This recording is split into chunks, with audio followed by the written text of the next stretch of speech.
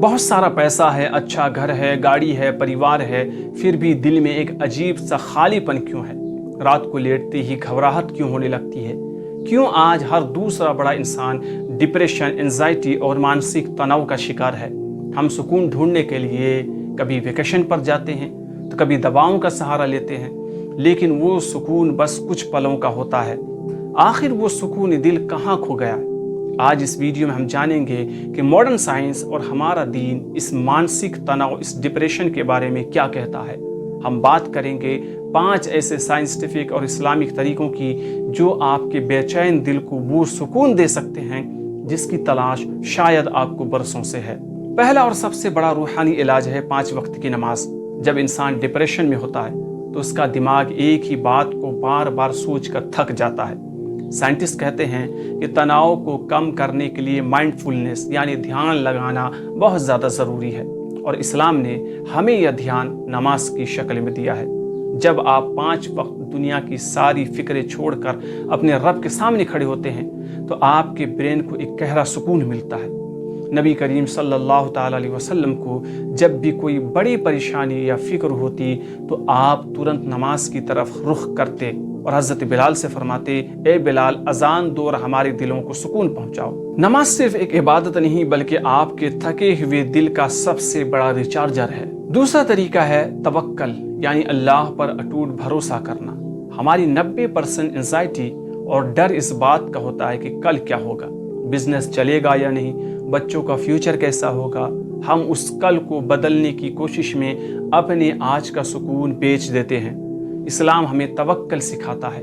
हदीस में आता है कि अगर तुम अल्लाह पर वैसा भरोसा करो जैसा करने का हक है तो वो तुम्हें ऐसे रिस्क देगा जैसे परिंदों को देता है, जो सुबह खाली पेट निकलते हैं और शाम को पेट भर कर लौटते हैं। जब आप अपनी पूरी कोशिश करने के बाद नतीजा अल्लाह पर छोड़ देते हैं तो आपके कंधे से फिक्र का सारा बोझ उतर जाता है और दिल में एक अनोखा सेफ जोन बन जाता है। तीसरा पॉइंट जो आज के दौर की सबसे बड़ी ज़रूरत है, सोशल मीडिया से दूरी और अल्लाह का जिक्र।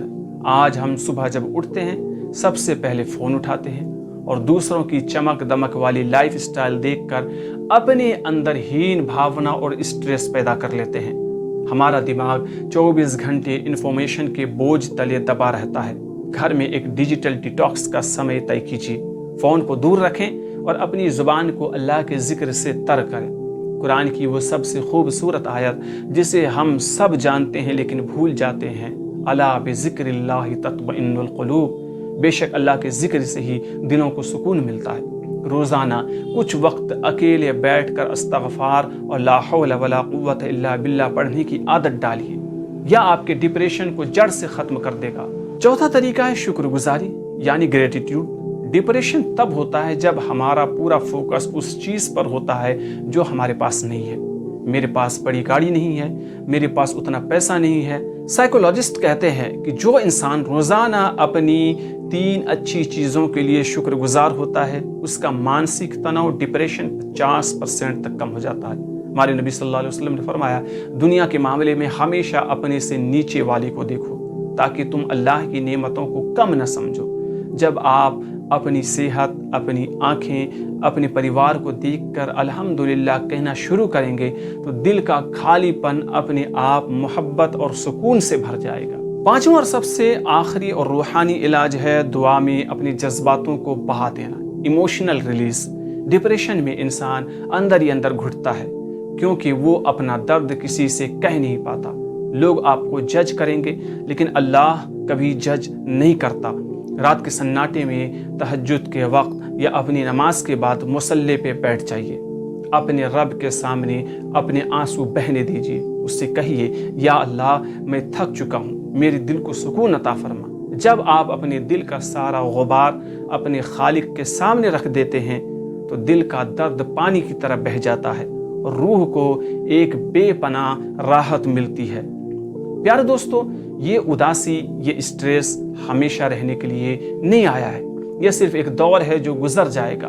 अपने रब से अपना कनेक्शन आप मजबूत कीजिए क्योंकि दिल का सुकून किसी बाजार में नहीं, सिर्फ अल्लाह की चौखट पर मिलता है।